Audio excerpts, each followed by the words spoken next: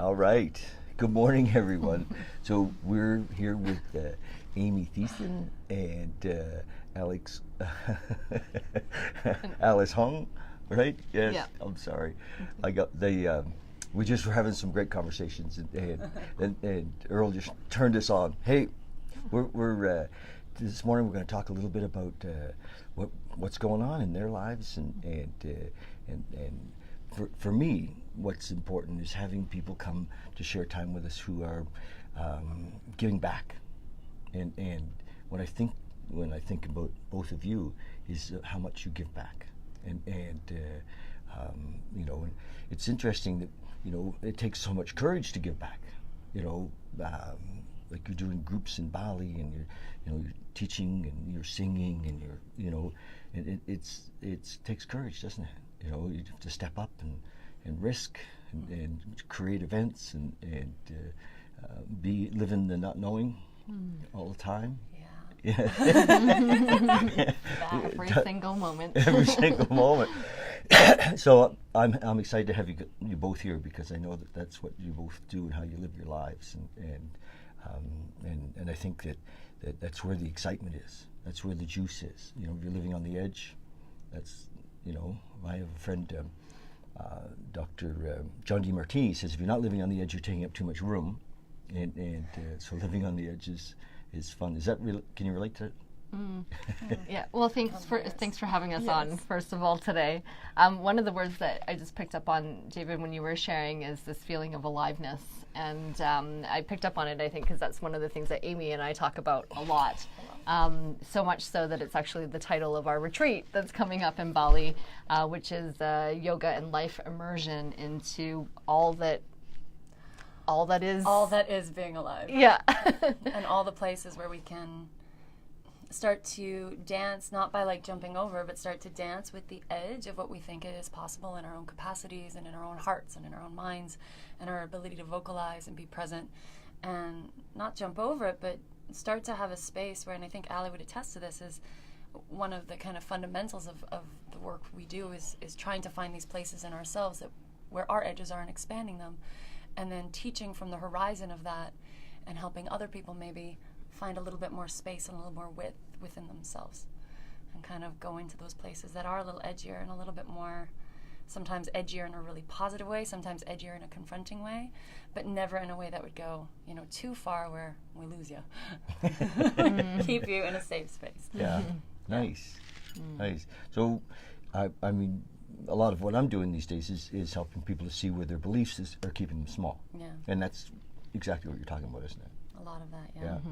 Whether fears and so you're helping people go into their fear and expand into the unknown. Mm-hmm. Yeah, to go into inquire about it in a really curious, loving, and brave way.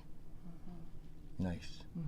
Yeah, I'm a little more pushy than that, and I'd like to be more sometimes loving and inquiring with folks, and sometimes I like to be in actual fact more challenging, but I'll bet you do some of that. Yeah. I'll bet you do. That's a loaded question. I think yeah, definitely. And there's something with the physiology of a body, the actual internal physiology, that if you go too far, people will go either into a freeze response or fight or flight response, and at that point, you're not going to get anywhere. Lost them. Yeah. So it's that's where the edge is. Yeah. It's that edge of where someone can be present and feel held, and simultaneously start to look at things, and they might still hop out of their presence because their physiology is almost fighting them. But to keep them in a place where if this is happening, that's okay, but we're not trying to ideally get them back. And I mean, obviously, we don't have any control on what's going to be a trigger point or what's going to be that. But to create, as Alice always says, and it's my favorite thing, she says brave space. And nice. I love that term because she nails it. It's create a space of bravery. Yeah. Yeah, for me, it's kind of like two wings of a bird, you have to have, well, not have to, but this is how I choose to live my personal life, and then how how I facilitate, how I've seen Amy facilitate as well, is to create these spaces that are deeply brave, that are asking people to at least step forward towards that edge, or as another dear friend of all of ours, Joni Taberner, says, the ledge, or the loving edge. So how do you walk there and, start to peer over and see beyond the horizon of all of that? And at the same time, the other wing of this bird is to be held in deep loving presence. And I feel like both really need to be there. And when I've seen and when I've felt internally and then externally in other people that both loving presence and bravery are held, then utter magic happens in those moments. Transformation. Yeah, deep transformation, remembrance, recognition. Capacities that it's like a permission to go into a capacity that existed always but was completely unknown. Nice. And it just kind of like Shaktipat, just So this opens. is way more than a yoga retreat. This is way more than a yoga, or it's actually really deeply a yoga retreat, depending on how you want to look at it. Well, yeah, really, eh? Yeah, Of course. definitely beyond asana. Yes. But creating different templates, and I think I can speak for myself and for Alice as well, as both of us have gone into how do I really dive into these access points access points of dissonance, access points of pleasure, access points of joy. How do I start to look into those access points and create and have practice or some method to kind of find these places in a way that's deeply held? And I've done it more through voice, but I think there's just different ways that we find those places. And so to create that for other people, to realize that yoga is, yes, the mat is an amazing thing, but in relationship, in conversation, in movement, in dance, in somatic understanding, there's all these different ways to map out our system in a really loving and reorganized way that's more aligned to our heart and our spirit and our aliveness. Isn't it great the times that we're in that awakening, true awakening, is available to so many? Because we're not living, most of us, in survival. We're living in the possibility of self-actualization, and you two are taking little groups of the willing who want to awake to their possibilities and their potential. Wow, what fun. Yeah. And then to be able to do it in Bali as well. All three of us have been there. It's funny, actually, Amy and I really got to know each other in Bali, even though we've both been teaching in the community in Calgary for 10 plus years, you more so than I have. And it was really only last year in Bali that we really steeped into a deep, instant friendship and this kind of question, like, why haven't we ever hung out? And so now. Totally. We were running your retreat. You were running a retreat at Soulshine. I remember we were sitting, just hanging out on the bed and chatting, and I was like, I think we're going to be friends forever. How did I not know this? It's you've been so close, you've been so far. Yeah, and then just to be able to have met in Bali and have that, I feel anyways, this resonance of heart space. And one thing that I really love when I hear Amy talk about Bali, and you might resonate with this too, David, is it's so green in Bali. So it's just that resonance of heart chakra everywhere that we feel. And this will be my, 6th, 7th, 8th maybe time to Bali.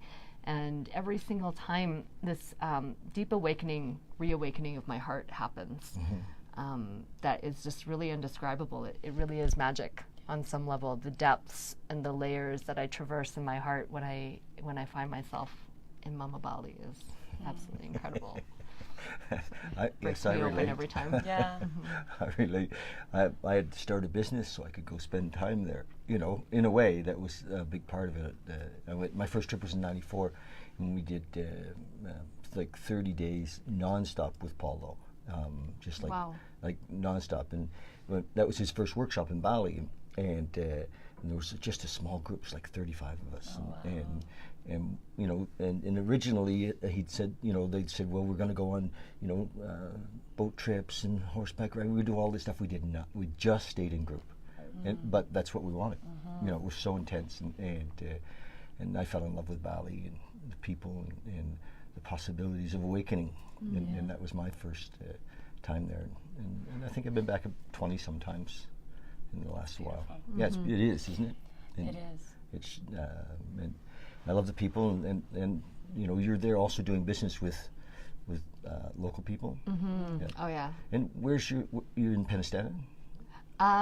Yeah, just outside Penistata, actually. We're at this gorgeous, gorgeous place called the Shalabali, which is right in the rice fields.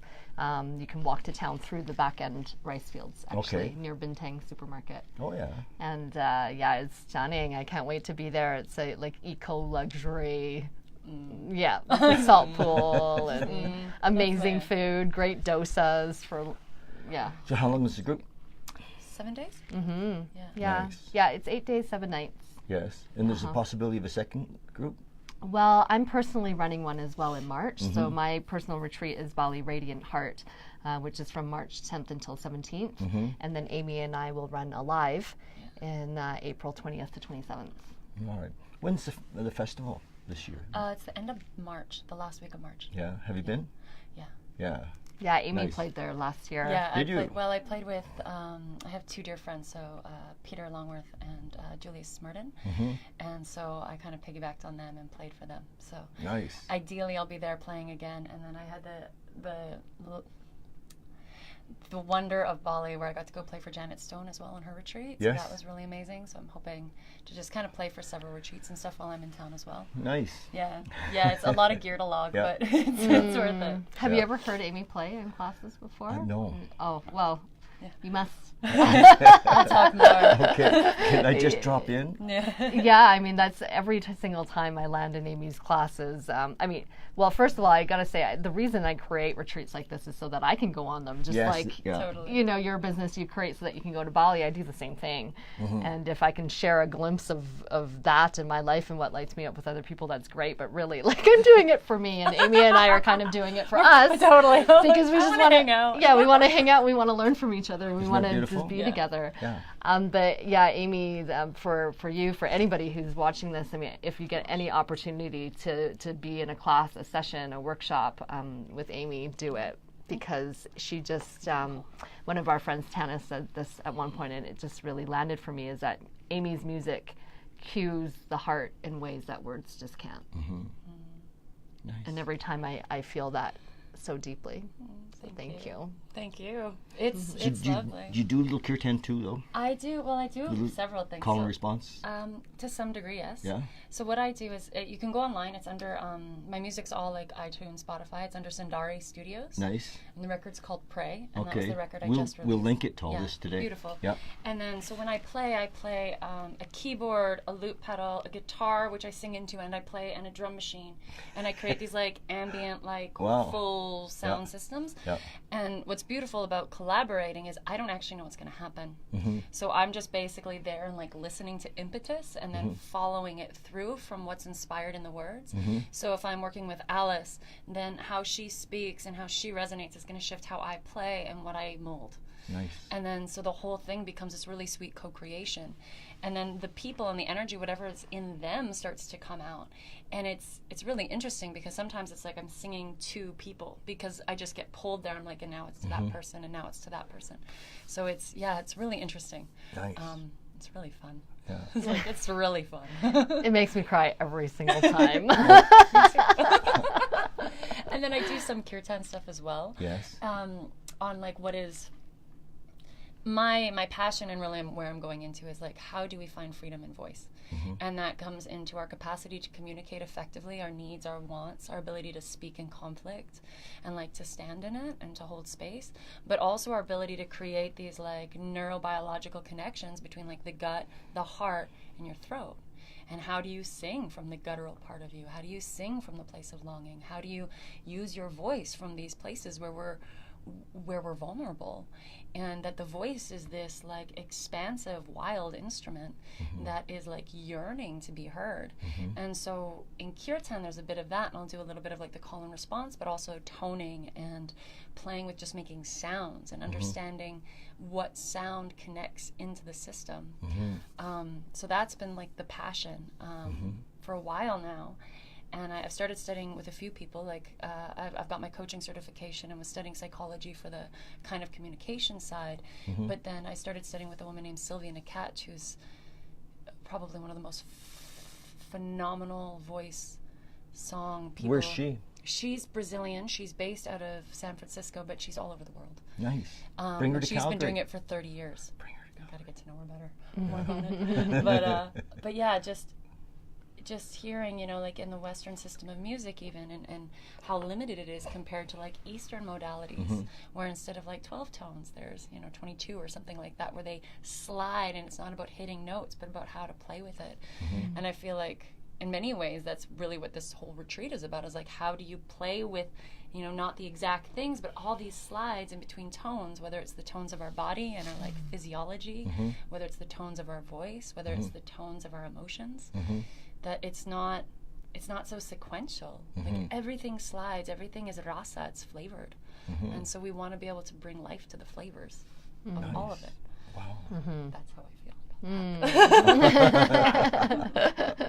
Yeah.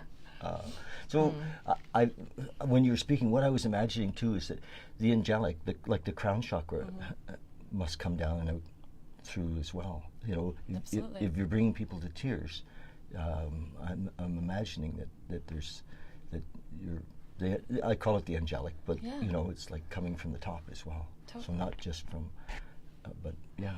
I think the reason I say that is for a lot of women, this part's easy to connect to. Yes. This part's harder. Yes.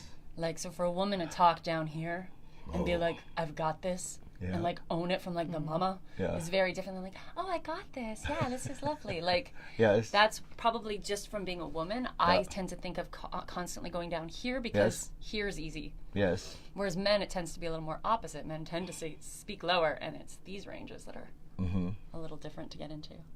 Nice. Yeah. Nice. So it's interesting. I mean, all these years for me going to Bali and tapping into all the amazing stuff there, like Kevin James, and you know the music and all the love, and it's like being in an ashram in Ubud all the time, right? And an ashram where you dance wildly multiple times a day. Yeah. Lots of cacao. So much cacao. Well, I mean, I've been going for a long time. I was the very first Bali Spirit Fest. I was sitting with Megan and Kadek, and they were organizing, and they said, well, David, do you want to be head of security?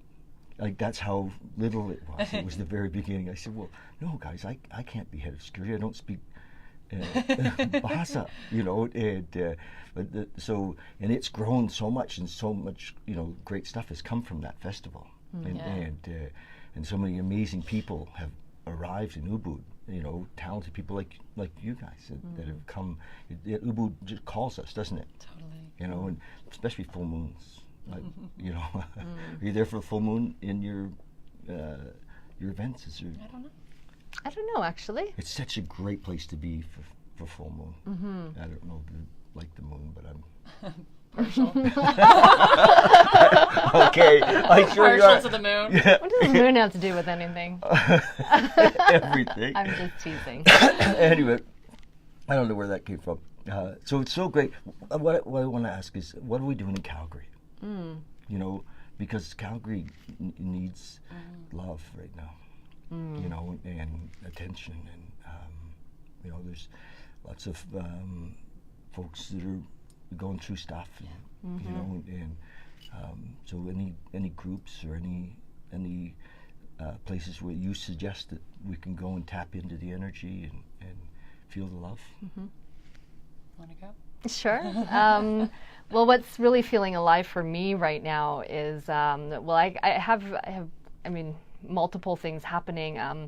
My roots are still in yoga, you know, so I love the practice, I love the depth, and so I co-direct Inspired Yoga Institute, where we run yoga teacher training programs. We have a mentorship program coming up for existing teachers who want to deepen their skills, and lots of amazing continuing education programs. So that's really up and alive, and a beautiful basis and foundation, I think, for anybody who wants to do this work of self-inquiry.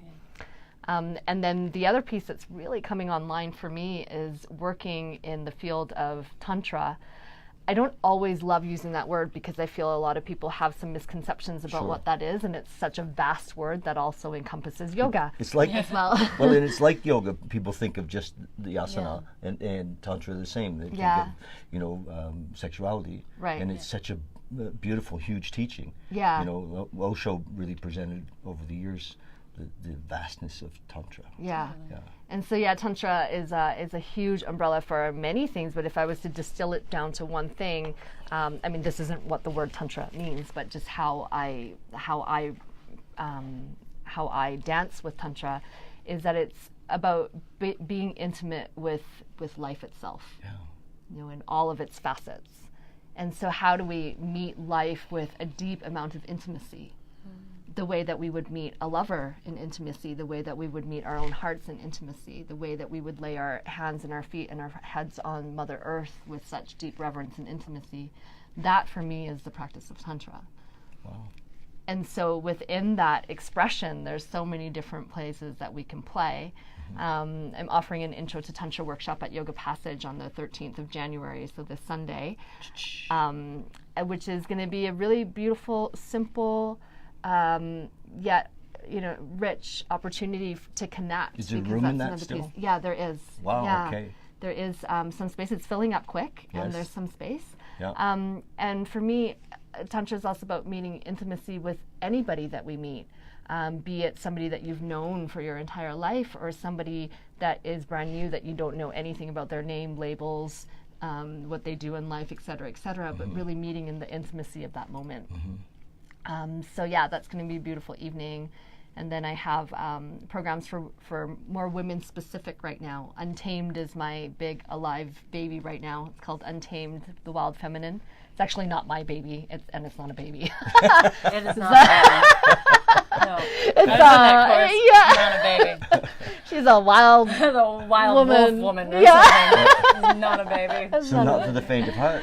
Not for the faint of heart. That's my offering right now, where I don't hold back. I mean, I try not to hold back in life ever. And I believe, you know, in also meeting people. You know, meeting people where they're at, in a sense, and also journeying and traversing together to the places where we don't know where we're going to end up at. So Untamed is an opportunity for women to really reclaim the parts of us that may have been shelved, that may have been made small, that may have been disowned, that may have never been allowed to live so fully. And that includes just showing up as our raw, naked selves without our masks, to reclaim our pleasure body as our own and not for anybody else. We can joyfully share our pleasure body with other people, but first to really reclaim what it is for ourselves, what pleasure even means, and what that feels like for us, with no goal, with no outcome, with no intention, but just for the purity of that moment. It's about understanding that there is deep wisdom in our fierce emotions, that emotions don't need to be tamed. They don't need to be put in a box or made small, but actually that there's great wisdom in the seat of any deep-seated emotion. And we actually call upon men in the community to be a part of that evening with us, because it's, for all of us to be able to recognize the wisdom in the feminine, not only in female bodies, but in all bodies. So it's, and then to really, the last session is about sisterhood and really steeping into deep nourishment for the women, to let go of any residue of patriarchy that has kept us separate, and to recognize that we're really not in competition with each other at all, but that we're actually deeply in love with each other. Yeah. Receive like the medicine of each other. Yeah. Wow. So yeah, those are the big things that are coming up for me, and then there's some other new moon temples, women's work, and Well, I'm so glad you decided to stay in Calgary this winter. yeah, better than Thailand, right? Yeah. well, yes. I mean, I'm sure there's places in Thailand you could have given back there as well. But you know, bringing this energy here into Calgary's, you know, we need this. Thank you. Yeah. So Yeah, thank you for staying. I'm so happy to be here. Yeah, right now. and the weather's cooperated too. Like it hasn't been this, you know, terribly cold winter yet. Yeah, and I've been embracing the cold. It's been gorgeous. Yeah. Hasn't really come yet. Yeah, it's like No, it's true. I'm here for another month. Yeah. And then Amy's got some beautiful work coming up too. Thank you. Right now, I'm actually in program development, so I guess I'll go back first just to say again, foundation of yoga. I'm at Santosha Kensington and doing a lot of practices and just classes there because I just love teaching. I also run the the 100-hour adjusters program, which is for teachers who have already done their teacher training but want to like know, how do I actually assist students, how do I work with them individually. And it's fantastic. Amy's touch is awesome. And she teaches it very well. Thank you. Yeah. And it's fun. Like, it is like, it's a bunch of yoga teachers hanging around, like practicing playing, cracking wildly inappropriate jokes most of the time, because it's all adjusting, so you can't help but have inappropriate jokes all of the time, and it's just really fun. So that's the offerings I have with more like the yoga side of things. And then I'm actually really embracing coaching, so I'm working a lot with individuals now, one-on-one, and this idea of articulation of voice, so helping people discern and clarify, like, what are their deepest truths, what are their highest truths, how do they get there, and then how do they communicate themselves fluently in the world. And I work in kind of a twofold system. So I work in one side of it is very much like cognitive and application. So using really clear thinking, discernment, all of these practices to really understand what are my thinking patterns, what is the voice, etc. Placing that into the body somatically, what does that feel like, when are you speaking from that place, noticing those places. So everything's very much more in articulation and communication. But then on the other side, creating support systems through sadhana of voice. So playing with toning, playing with understanding voice. If people are open to it, utilizing things like mantra and song and sound to start pulling out these places where our cognitive mind isn't really going to be able to give us the answers, right? So it's been really fun. It's really, really interesting, working a lot archetypally with different voices that exist within the system, and then really just working to integrate all levels, to put everything online. So when you say archetypally, do you mean like king, warrior, magician? All of those. Oh, and really? whatever archetype comes up. Yes. So, you know, the archetype for me, that would probably be one of my more challenging archetypes, is the archetype of the controller. Yes. I want to have control, and when I No. feel afraid or in system, Yeah. you know, then it gets stronger. Okay, well, I just need to make a regimented system, blah, blah, blah, blah. But the controller is a really great part of me. My controller allows me to be really clear. It allows me to be really organized. It allows me to organize events. It just needs to be tempered. So then understanding, so let's say you have a voice in your head that always says, you know, oh, why didn't you do more, blah, blah, blah, like that perfectionist voice. To start to unravel it down, to understand that underneath that voice is actually a deep care. Is that voice is trying to serve us in some way. So there's love in there. There's love in there. It's trying to serve us. It's doing something for us.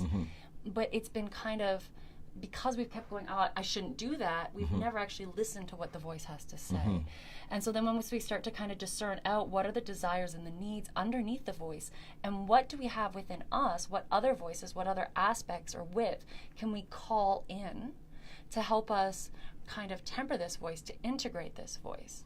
You know, like, we can come at it from like, oh, I shouldn't do that, but that's probably not going to serve. If you think of a little child who's like, but I want to have my way, you know, temper tantrums, just shouting at them and pushing them away is going to make that person probably just like internalize and go like dark. Whereas if it's a really positive mom and she holds space and she's like, I hear you, and you can go and you can have your tantrum, and I'm going to hold space for as long as you hold your tantrum, and I'm not going to let go, but I'm going to be here for you, then that presence to that space, to that voice, all of a sudden shifts its tone.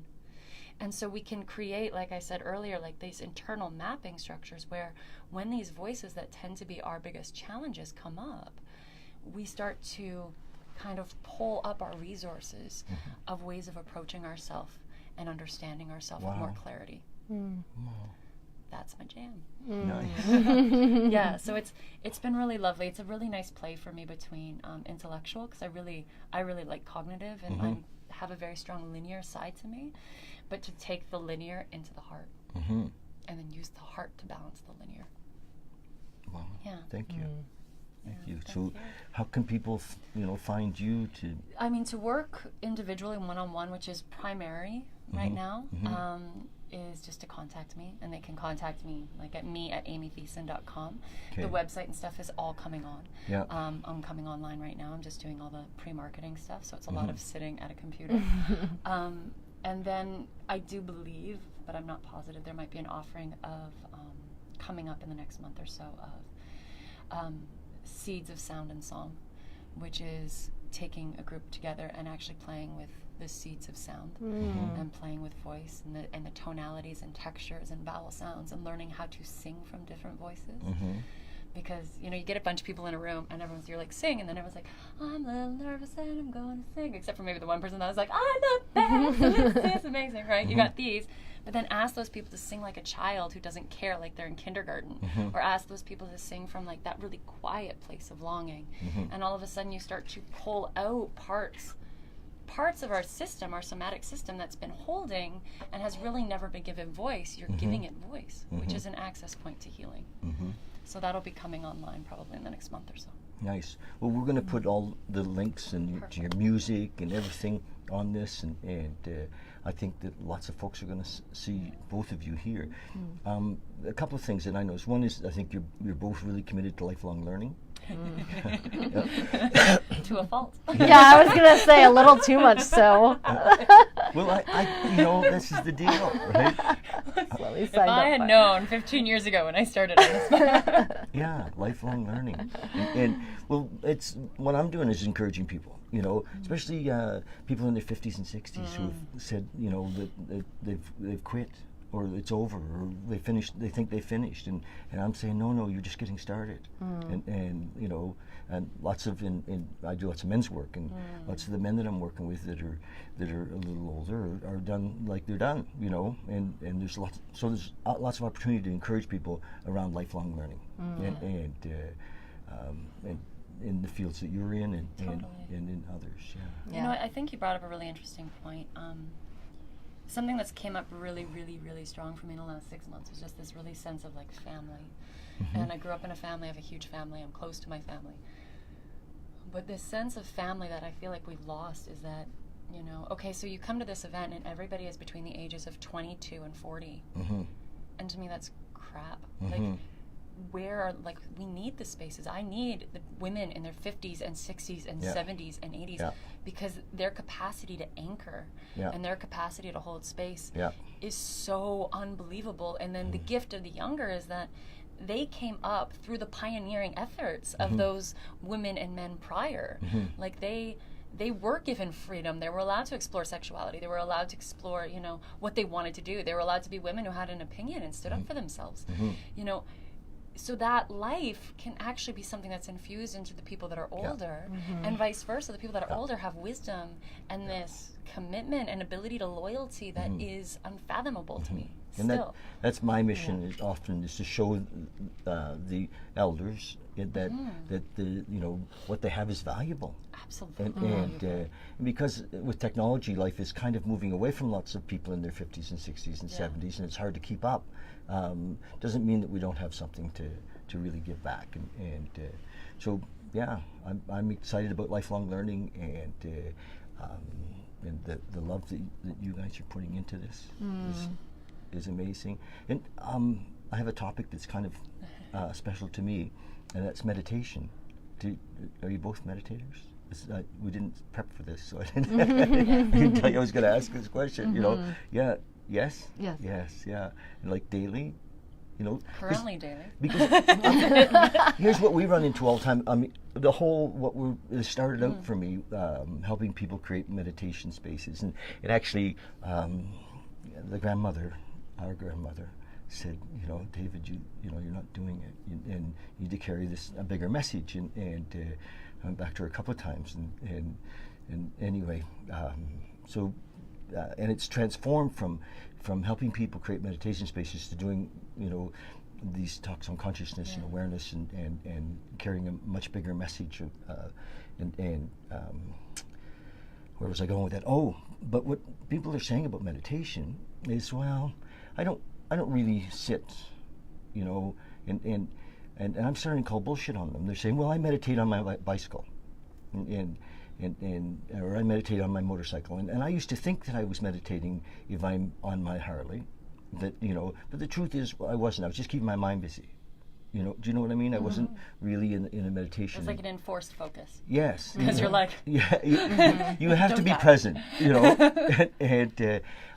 So I really think that if folks take 10 minutes in the morning to sit, or 45 minutes or whatever it is, and that it's hugely beneficial to opening up all of what we just talked about. Absolutely. All of the energy centers and discovering, self-discovery and facing stuff that often we don't want to look at. Looking at our emotions and recognizing that, that our emotions are amazing, and the only thing where we have trouble with our emotions is if we're afraid. If we don't want to feel this or that, so meditation has become my thing, and helping people create the spaces, but also encouraging them to do it. Is that part of some of what you teach? Yeah, for me, meditation has shifted and morphed throughout the many years that I've started meditating, which is a beautiful journey in itself. I think in the current moment, anyways, what my draw, pull, necessity for meditation is to sit in the space of actually not observing too much. Because that quality of presence that I bring into that kind of meditative life in action, if you will, happens a lot. But for me, one of the meditations that I've been introduced to lately that I've been doing is darkness meditation. Which, I mean, that's a whole, big, vast topic, but how I'm incorporating it into my life right now is actually sitting in complete darkness with my eyes open. And it does many different things, but part of that is actually to sit in the mystery of it all. To find a dark room. You do have to find a dark room, yeah. Bathrooms and basements work well if you have one of those. Closets if you're in a pinch. Closets if you're in a pinch, yeah. Awesome. But it's been an amazing process because I've had this journey in my life where I've been really afraid of the dark, like in everyday life. And so this is really retraining me in a whole different way. But many of us think, okay, well, I'm going to sit in the dark and close my eyes. But physiologically and psychologically in your body, when you close your eyes, it's kind of going inwards and tuning out in some way, which is wonderful. But when you sit in the dark with your eyes open, you're retraining your neural pathways that, okay, I'm going to sit in the dark of this mystery of not having any external input and to just allow my eyes to receive the darkness and to surrender to the darkness and surrender to the nothingness, to the emptiness and the fullness of life itself. So that's what I've been loving these days. Can you find that in the float tank? That's a good question. The lights on though. There's always that little light, isn't Is there? Okay. Well, maybe I'm wrong. I've only been in once, so I'm really not the right person. I've done darkness meditations in my bathtub because that's a sanctuary for me, my bath. But the water gives a little bit too much external impulse, and then my heartbeat goes up. So it's wonderful, and it's not quite the same as just sitting in the dark with no external. Okay, that's awesome. Yeah. Yeah. Are you doing the same thing?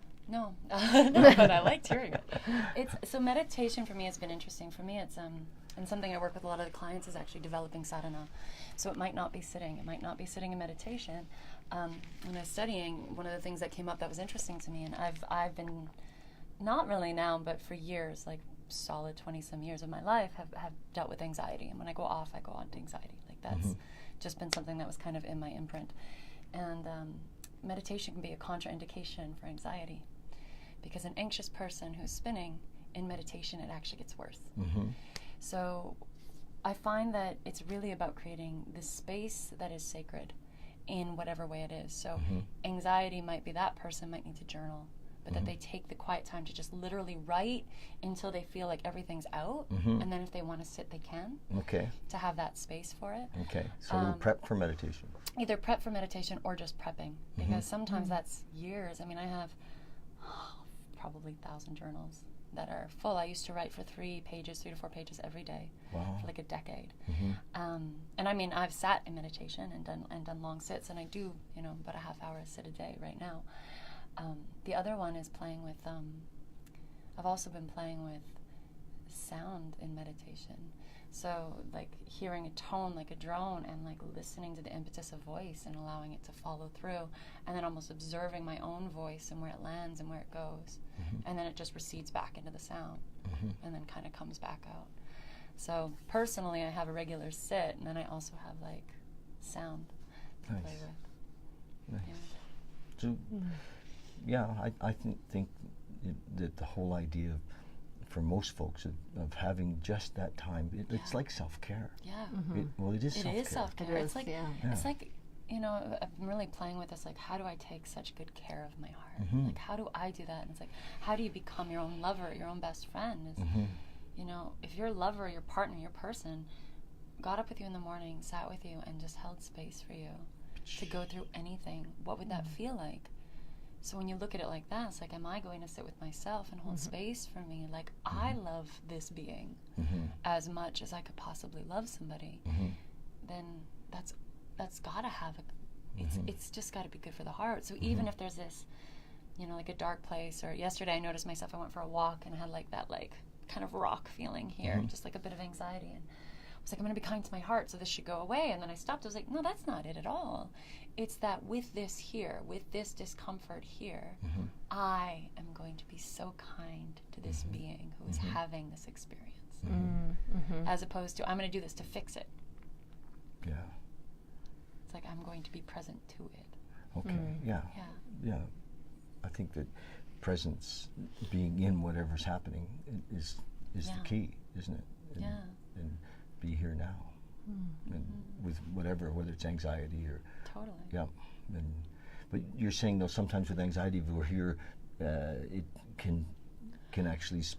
When somebody, not like a tone of anxiety, and I could sit and meditate and it would go away, Yes. probably, or at least I'd be with it and it would be present. But you know, when you're looking at somebody who's new to meditation, and this is a person who's like, you know, like they can't sit still, the chances of them being able to sit for 10 minutes is really difficult. Yes. Because their whole system is popping out of being present. Because why, physiologically, what happens is when we feel a sense of threat, we escape. And escape can be a story in our head. Yes. Escape can be that rumination of trying to fix a problem that can never fix because we just keep spinning out. Sure. That is an escape mechanism. So when you sit that person down and say, okay, you have to be still, and they're not ready to be there, their whole system throws them into their mind and they can't quite ground it out yet. Okay, yeah. It's not that meditation is bad for them, it's just that they're probably not ready, which is why, I mean, physical asana is such an incredible thing, because after an asana practice, a lot of those people who might be a little more scattered are actually able to be quiet. Nice. Which happens at the end of a Totally. yoga class, and I think what's neat about Western yoga is it's introducing people to that quiet moment, to over and over and over again, and Mrs. Jones is going home and saying, I wanted to do that at home. My yoga teacher's saying that I could meditate, and so I think that's why one of the reasons meditation is expanding so hugely in the West is because of yoga. Totally. And maybe not yoga at the depth that you guys are going to present in Bali, or that you do in your lives, but where a lot of people are at. Absolutely. Go ahead. Oh, I was just going to say, I think the other thing that's interesting with meditation, because I think it's such a beautiful practice to have this morning, but I find a lot of people feel like it becomes a should, it becomes an obligation. And I'm really trying to play with this idea of listening deeply, like taking a moment just to listen to what like your deep heart soul needs, and then doing it as a choice. So if you're like, oh, I really, even if it's just a half hour to like deeply listen, and then you're like, everything in you is like, I really want to be on my phone, then fine, but at least you deeply listened before you went on your phone and started scrolling Facebook. Because at least then when it's like, okay, I'm gonna sit, or maybe it's like I sit for 2 minutes just to see what I really need, it's like we're creating like little pockets. Yes. And ideally trying to expand the pocket. But I know in mine personally, like it's like this idea of like, okay, I'm gonna meditate this long, and I do it every day for like a year or whatever, and then I stop. The idea of going back can be difficult because it's like I should already be this good. Yes. Right? There's that tone instead of like kind of what you said is it's just time to really take care of yourself. So it's like, do I really feel like I could take care of myself right now, and then be pulled into it from that space? Yes. Yep. It's a little different. I say that like it's easy. So we're doing. So Adrian Bowley was saying that breathing exercises, if there is no time for sitting. Yeah, absolutely. Hey, Adrian. Thanks, Hi, buddy. Adrian. We're happy you're here. That's Absolutely. cool. Yeah. So we're on Monday evenings. We're doing a little class here, and which I think is going to expand to help people in the beginning, in the early days of meditation. And it's a bit guided, and it's a bit not. We usually sit for about 20 minutes, but lots of times they're first timers, and they're like, "Wow, was that 20 minutes?" And it flew by, and then we talk about it after. So it normalizes the whole process a bit, and I can see that growing. You know, I call it Meditation Mondays. I love that. And we don't charge. We just have people come and sit, and not that there's anything wrong with charging. It's just we haven't got to that yet, and I think that, you know, meditation classes are happening more and more. You know, that every yoga studio, if they're not doing it yet, are eventually going to have, you know, like a half-hour meditation class or opportunity for their people to come and maybe not practice traditional yoga, but have the yoga of meditation. It's beautiful. Yeah. Is that happening? Yeah, I feel so. That's happening. Yeah. Neat. Yeah, you got some of those people coming this week. Yes, yes, I do. You know some of those people. Yeah, that's right. Who's coming on Wednesday? Corinne. Yeah, Corinne Kilback will be with you, and Trevor Yellick is amazing. Yes. They're both dear friends of Yeah. both of us. So, Yeah, they're both. Well, they're coming to talk too about whoop. Whoop. Whoop. Yeah. I love you. I love you. Yes. I love you so much. That's it. That's exactly it. You know, it's like a parody. It really is. He wanted to, I think, make the whole, you know, word of love, you know, a little more open. Yeah, he that we're talking about is Paul, who is the founder of the WUB Festival that's happening in Edmonton and He's in Calgary. so sweet. He has 5 kids. Yeah, he Isn't does that have 5 basic? kids. Yeah. Because he, to me, I think he's like 26, but he's not, obviously. You know, he just seems so alive, and he's really, you know, putting out a message of love, of love. And so are you going to be involved in his, you're not sure yet, are you? I cannot say in this moment, but I will be able to share whether or not I will be involved with that in the next few days. Will you? Nice. Yeah, I'm hoping to be. It's I travel a lot in my life. I most of the days I'm away from Calgary, and so I'm just trying to rearrange a few life things so that I can be at WUB. Yes. Yeah. So there's he's doing a couple of one-day events. Last fall he did a weekend event. They did a weekend event, and it was, you know, the people who were there were blown away from you know, what I've heard of the weekend event, which was in Banff, and they're doing a one in Edmonton, one in on the 9th of February. In Edmonton and the 16th. in Calgary. Yeah, and for those of you who can't see Earl's behind the camera, and he's, you know, the detail guy, really doing a great job. Thank you, Earl. We love you, and it's great that he came in early and set everything up. Yeah. So there's tickets available to WUB, and you should be there. You should be there. You should talk to him. Yes. You should talk to him. And, We're all like, anyway, it's going to be a great day. And they're in Calgary. It's at the Folk Festival. Festival Hall. Festival Oh, Hall. I love Festival Hall. Yeah, me too. You know, it's a great great venue. place, and he's asked us to come and put up a little display of our stuff, and Very we'll sweet. use my meditation stools and the meditation that they'll have. And Wonderful. yeah, I'm looking forward to being part of that, playing in that. So we've covered quite a bit, haven't we? Yeah. Absolutely. Yeah. And I'm so glad. Thank you so much for, you know, for coming in and bringing your love. Thank you for having us. Yeah, This is thank lovely. you. Oh yeah. Yeah. If you wouldn't mind, I'd love to reiterate just the Bali stuff, just because I Yes. think it would be lovely. So, the Bali retreat Alive is going to be held on April 20th to 27th. There's still, I think, a early holiday discounty thing For a like few more a few more days, So, yeah. For you can $200 off. absolutely go and look on either alicehong.com or amythiessen.com. For that, and just to give you an idea, it will include, like, it'll include asana, it'll include meditation, it will include a yoga template, and then beyond that will be kind of the things that both of us have been talking about. So, you know, connecting to voice, connecting to intimacy, not necessarily sexually, but intimacy and connection, and some really beautiful, like, outings. Outings. Yeah, field well, trips. well, we'll be in the beauty of Bali, and so, yeah, Amy and I have a few of our favorite places that we would love to take people to, and we have a really special opportunity to visit the High Priestess of Bali, Ida Russi in her family temple, which is always an amazing treat to receive a water blessing from her. And Nice. yeah, and Big time. yeah, and then just Bali is so lush with waterfalls and green. And everything your Yeah. heart wants. Yeah. And the dates on that again? April 20th to 27th. Oh, wow. Like, so there's lots of time to organize for that. There is.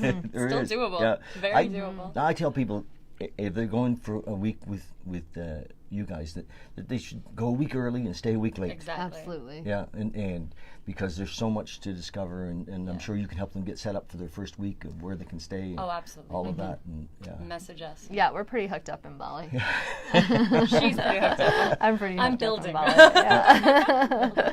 yeah, it's great. Yeah, I love Bali. It's my second home. Something happens. It's like I'd lose 10 years off of my you know, I come back younger. A month in Bali, which I got to spend 2 months there in last year in 2018. It's in between Bali and Java, and it's amazing what happens just being in the energy of Ubud. Yeah. You know, something happens there. Like, it is a spiritual center, and it's kind of, in some ways, it's hard to get any work done. Because you just want to hang out, and I just want to hang out and stay in cafe, go for breakfast, and all of a sudden it's lunchtime Yeah. in the cafe. And Yeah, that happens. Every year when I've gone to Bali, this has kind of happened. I mean, I spend so much money on delaying flights in my life these days, which I'm fully okay with. Yeah. And part of that too is I find I also feel this around it's hard to work in Bali. And I've also seen how that time spent in Bali in hanging out, at cafe, at Zest, at wherever we're hanging out, is such deep work for the heart. Oh, like, it's really a high vibration space. Like, Ubud to me is like this, it's high vibration. And so when we're there, it lifts our vibration. It's like being in group. It really is. All the time, in the love, and that's what happens for me, and so I'm attracted to go there often, and To bring it back here. yes, It's like you go and you fill up, and then you can bring it back. yeah, that's kind of this space. Yeah. It's lovely. It's got some love in it, A little bit. and helping people create meditation spaces in their homes so they can have that in their house, wherever they live or at work. I had a company come in the other day, an oil company. Some people from an oil company have come, and they've asked me to come and talk to their staff about meditation, which is cool. I think that's part of what, my vision is to bring meditation spaces to every home and every place of work, and so that people can have the opportunity to drop in at work and kind of tap into who they are. To their love. Yeah, beautiful mission. It's a You big have one. here. It is a big It's one. like turning it into Bali, where everywhere there's a little temple. Yes. Yeah. Yes. But there's something to that. It's simple as there's a study I read when I was doing some research on. Basically, if you had people talk about the 10 Commandments, whether or not they were religious, whether or not they were anything, there were these two studies, and one was they just talked about the 10 Commandments, and then there was this, they gave everyone a quiz, but it was super easy to cheat, and you could lie, and then they set up a person who did lie, so everyone thought they had permission, and they just created this kind of system.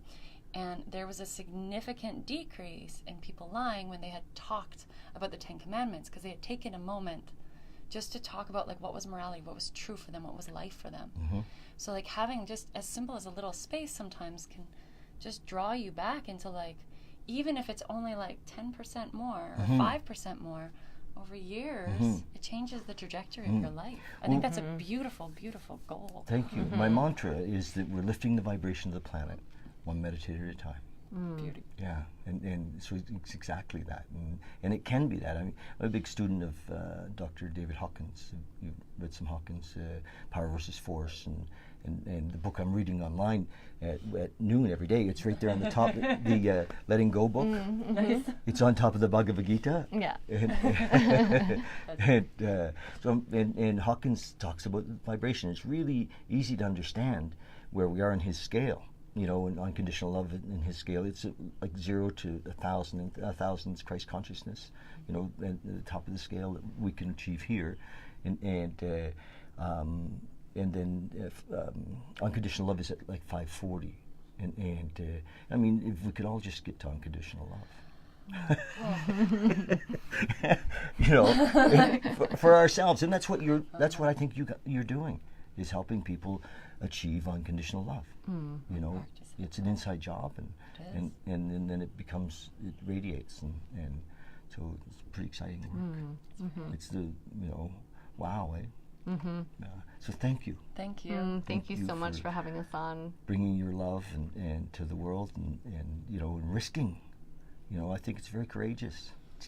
And so thanks so much for that, and I love you guys. Oh, thank you. Thank you so much. Thanks. This is beautiful.